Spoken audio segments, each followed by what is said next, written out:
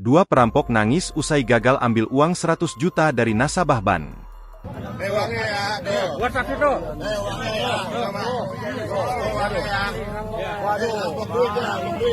Dua orang pria di Cipondoh, Kota Tangerang diduga merampok nasabah salah satu bank dengan uang senilai 100 juta rupiah.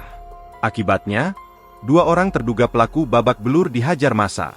Peristiwa itu terjadi di perumahan Banjarwijaya, Kecamatan Cipondoh, Kota Tangerang, pada Selasa, 3 Agustus 2024. Dalam video amatir yang beredar di media sosial, tampak sejumlah massa menyeret dua orang pria yang diduga merupakan pelaku perampokan.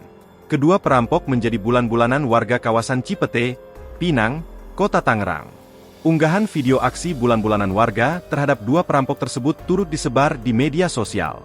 Dalam video, dua pelaku telah terkapar di badan jalan sembari mendapat aksi pengeroyokan dari sejumlah warga. Tak hanya itu, seruang warga yang merupakan korban itu pun turut memperlihatkan gepokan uang pecahan Rp100.000 yang dirampok oleh dua pelaku tersebut.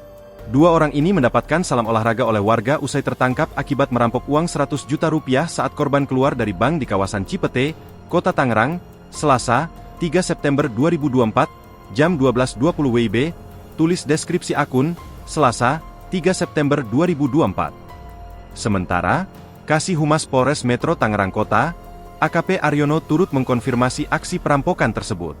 Menurutnya pihaknya telah memintai keterangan dua orang pelaku perampokan nasabah bank itu.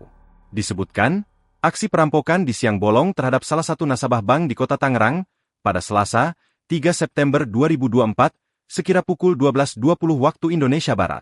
Dua pelaku perampokan berhasil diamankan warga usai merampok nasabah bank yang baru saja menarik uang. Uang sejumlah 100 juta berhasil diamankan kembali. Pelaku kini diamankan di Polsek Pinang Tangerang.